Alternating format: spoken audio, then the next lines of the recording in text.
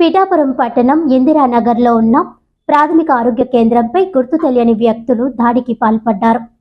శుక్రవారం తెల్లవారుజామున రాయిని ఉపయోగించి ప్రాథమిక ఆరోగ్య కేంద్రం అద్దాలన్నీ పగలగొట్టారు.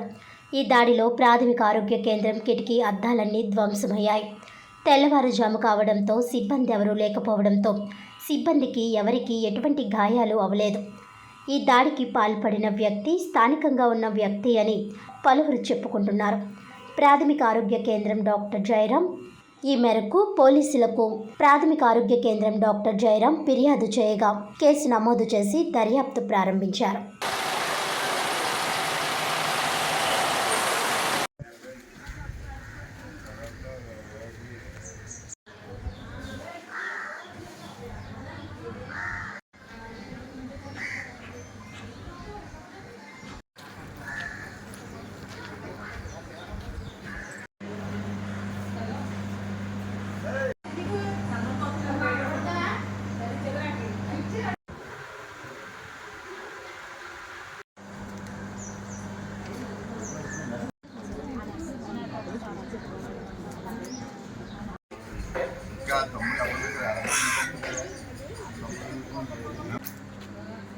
పొద్దున్న డ్యూటీకి 9 గంటలకు వచ్చేసరికి అద్దాలన్నీ ఎవరో భద్రగొట్టేస్తున్నారండి.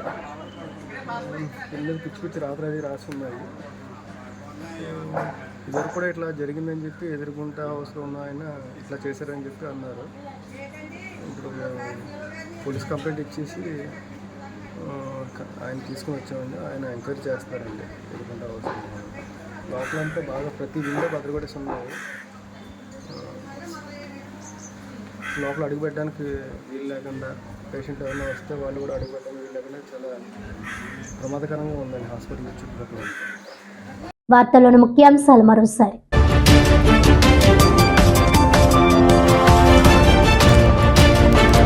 రాష్ట్రంలో అత్యంత ఘనంగా టైలర్స్ డే. కూటమి ప్రభుత్వం దర్జీల సంక్షేమానికి కృషి చేస్తోందన్న కాకినాడ రూరల్ మాజీ ఎమ్మెల్యే పిల్లి అనంతలక్ష్మి సత్యనారాయణమూర్తి.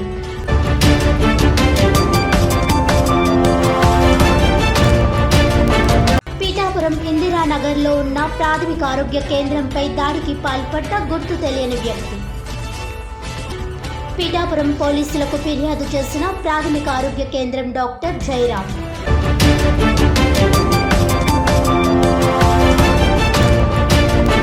వృద్ధుల పట్ల ప్రతి ఒక్కరూ ప్రేమగా మెలగాలి.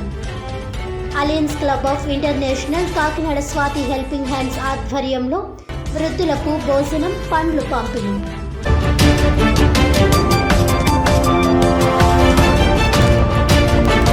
ఈనాటి వార్తలు ఇంతటితో సమాప్తం. తిరిగి వచ్చే బులెటిన్లో మళ్ళీ కలుద్దాం. అంతవరకు సెలవు. నమస్కారం.